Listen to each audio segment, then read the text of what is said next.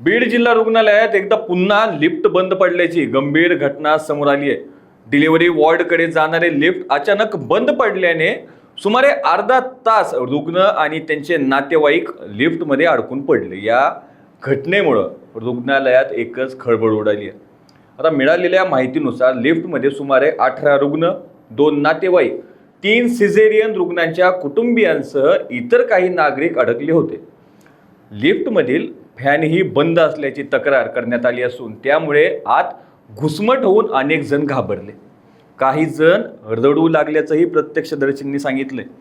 अखेर सुमारे अर्ध्या तासानंतर रुग्णालयातील कर्मचाऱ्यांनी प्रयत्न करून लिफ्टचं दार उघडत सर्वांना सुरक्षित बाहेर काढलं आणि विशेष म्हणजे ही पहिली घटना नसल्याचा दावा नागरिकांनी केला।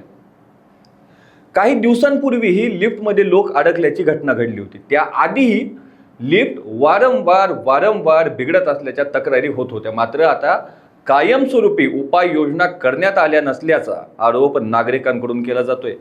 आता याशिवाय रुग्णालयातील भिंतींना तडे जाणे, वीज पुरवठ्याच्या समस्या, पावसाळ्यात छतामधून पाणी गळणं अशा विविध तक्रारीही यापूर्वी समोर आल्या होत्या। त्यामुळे कोट्यवधी रुपये खर्च करून उभारलेल्या रुग्णालयाच्या कामाच्या गुणवत्तेबाबत प्रश्न उपस्थित केले जात आहेत।